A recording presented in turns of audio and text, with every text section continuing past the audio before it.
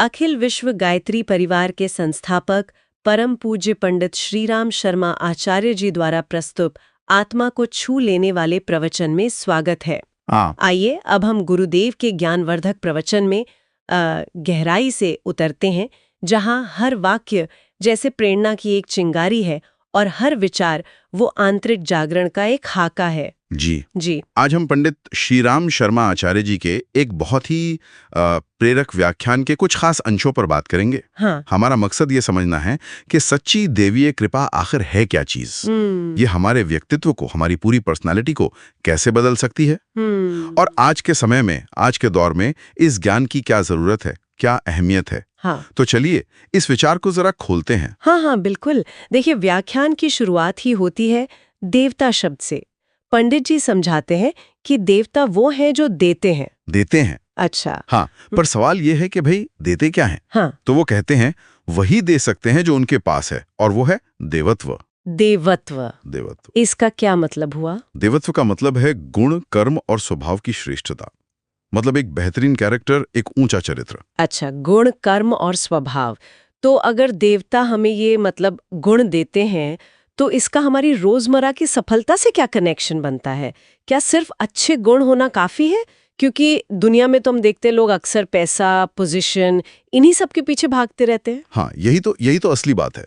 आचार्य जी साफ कहते हैं कि दुनिया में जो स्थायी सफलता है ना, वो सिर्फ एक ही चीज के बदले मिलती है, और वो है उत्कृष्ट व्यक्तित्व। हाँ, बिना काबिलियत, बिना परिश्रम और सही गुणों के अगर कुछ मिल भी गया, चाहे वो पैसा हो या कोई बड़ा पद, वो टिकता नहीं है। वो मिसाल भी देते हैं बड़ी अच्छी। हाँ। जैसे शरीर में अगर पाचन शक्ति ना हो, हाजमा ठीक ना हो, तो बढ़िया से बढ़िया खाना भी तकलीफ ही देगा, है ना? हाँ, सही बात है।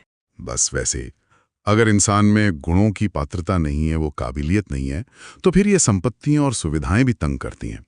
वो अहंकार बढ़ाती हैं, गलत आदतें बढ़ाती हैं। तो देवता असल में क्या देते हैं? वो इन सांसारिक उपलब्धियों को सही तरह से हजम करने की ताकत देते हैं। मतलब गुणों का वो मादा, वो काबिलियत देते हैं। ये बात तो बहुत सोचने वाली है। इसका मतलब ये हुआ कि आज के समय में ये ज्ञान इसलिए इतना जरूरी है क्योंकि हम जो बाहरी साधनों के पीछे भागे जा रहे हैं, उसकी बजाय अगर अपनी अंदरूनी क्षमता, अपनी काबिलियत बढ़ाएं, तो शायद ज्यादा टिकाऊ सुख और सफलता मिलेगी। हाँ, बिल्कुल यही पॉइंट है। देवत्व अगर मिल जाए, मतलब गुणों की वो ताकत आ जाए, तो इंसान थोड़ी सी चीजों से भी बहुत लाभ उठा सकता है। और अगर बाहरी चीजें न भी मिलें, तो भी उसका काम चलता रहता है, वो परेशान नहीं होता है। बल्कि कई बार तो गुणों के बिना मिली दौलत, जैसा मैंने कहा, बर्बादी का कारण बन जाती है। और इसी से जुड़ी एक बहुत आम गलतफहमी भी है, जिसपे आचार्य जी चोट करते हैं। हाँ। है ना? कि लोग अक्सर समझते हैं कि देवता उनकी नौकरी लगवा देंगे, या पैसा दे देंगे, या शायद संतान दे देंगे, ऐसी चीजें। सही कहा, बिल्कुल सही पकड़ा। और ये जो भ्रांति है ना, उनके अनुसार इसने अध्यात्म के वास्तविक लाभ को लगभग नष्ट कर दिया है। कैसे? ऐसे कि लोग पूजा पाठ करते हैं सिर्फ सांसारिक चीजें मांगने के लिए, जबकि सच्ची प्रार्थना, असली पूजा तो होनी चाहिए गुणों के विकास के लिए, अपनी अंदरूनी शक्ति, अपना चरित्र मजबूत करने के लिए। तो फिर सवाल उठता है, देवता असल में देते क्या हैं? अगर पैसा, नौकरी नहीं देते, तो क्या देते हैं? और वो जो संतों की कृपा वाली बात है, उसका क्या मतलब है? हाँ, देखिए, जैसा पहले कहा है, देवता असल में गुण देते हैं, देवत्व देते हैं, श्रेष्ठता देते हैं। और संतों की कृपा से भी, आचार्य जी बताते हैं, हमारे अंतरंग में अंदर एक ऐसी उमंग जगती है, एक ऐसी प्रेरणा मिलती है जो हमें सही सिद्धांतों की ओर, ऊंचे आदर्शों की ओर ले जाती है। अच्छा, कोई उदाहरण है इसका? हाँ, कई उदाहरण हैं। जैसे विवेकानंद जी, वो रामकृष्ण परमहंस के पास गए तो थे नौकरी मांगने, पर मिला क्या? उन्हें मिला ज्ञान, भक्ति, शक्ति और शांति। मतलब अंदर का खजाना मिला। हाँ, ये तो बहुत प्रसिद्ध बात है। और देखिए, बाबा आमटे जी का उदाहरण, उन्होंने कुष्ठ रोगियों की सेवा में अपना सब कुछ लगा दिया। ये क्या है? ये सिद्धांतों के लिए, आदर्शों के लिए जीना ही तो असली वरदान है, और यही उनको मिला और उन्होंने बांटा।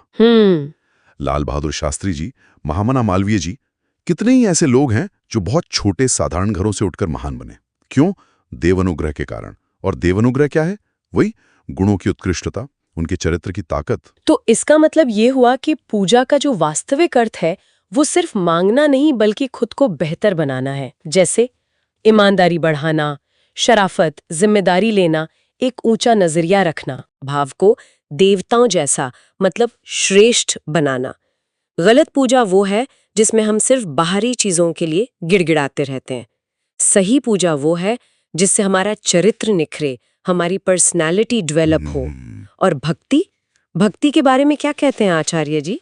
भक्ति का अर्थ तो वो बिल्कुल उल्टा बताते हैं। भक्ति का मतलब मांगना नहीं बल्कि देना है। देना? क्या देना? अपना अहंकार देना, अपना स्वार्थ देना, भगवान की इच्छा पूरी करना। और भगवान क्या है? भगवान कोई व्यक्ति नहीं बल्कि सिद्धांत, आदर्श और श्रेष्ठताओं का समुच्चय है। सच, सेवा, प्रेम, न्याय, ये सब भगवान के रूप हैं। तो इनके लिए त्याग करना, बलिदान करना ही सच्ची भक्ति है। अच्छा, और वो जो गीता में आता है योग क्षेमम वहाम्यहम, उसका क्या अर्थ है फिर? क्या वो इसी से जुड़ता है? हाँ, बिल्कुल जुड़ता है। पर यह श्लोक भी अक्सर गलत समझा जाता है। इसका मतलब ये नहीं कि भगवान आपकी हर छोटी बड़ी इच्छा या लालच पूरी करने का ठेका लेते हैं। तो फिर इसका सही मतलब है कि जो व्यक्ति पूरी तरह से भगवान के सिद्धांतों के लिए, आदर्शों के लिए समर्पित हो जाता है, भगवान उसकी बुनियादी जरूरतें, शारीरिक और मानसिक आवश्यकताएं पूरी करने का जिम्मा स्वयं ले लेते हैं, ताकि वो व्यक्ति निश्चिंत होकर अपने लक्ष्य पर, अपने आदर्शों पर चलता रहे। ये जरूरतें पूरी करना है, हवस या तृष्णा पूरी करना नहीं। समझ गए। आचार्य जी ने शायद इसको समझाने के लिए प्रकाश और छाया का भी एक बड़ा सुंदर रूपक दिया है। हाँ, बिल्कुल।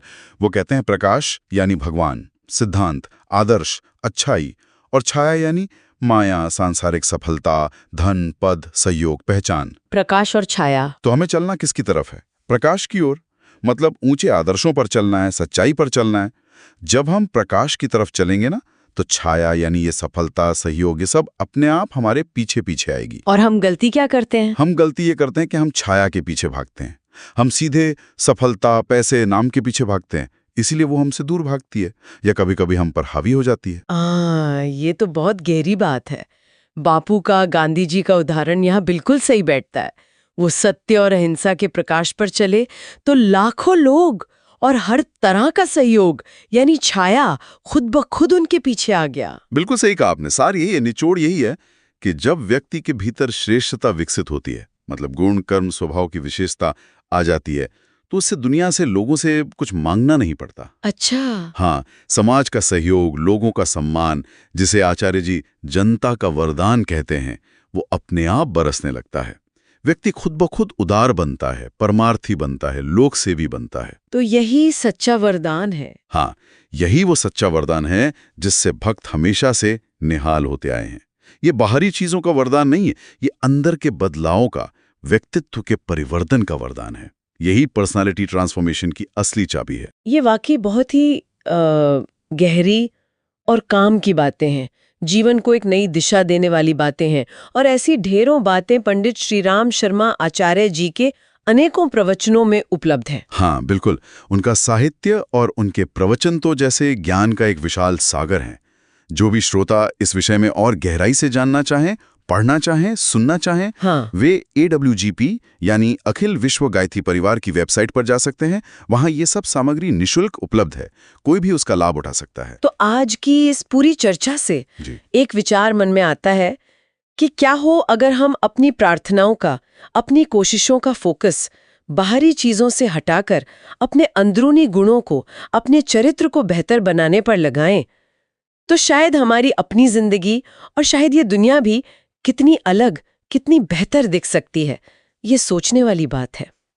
आशा है ये दिव्य अंतर्दृष्टि हम सबके जीवन को समृद्ध करेगी। आज के लिए बस इतना ही। धन्यवाद।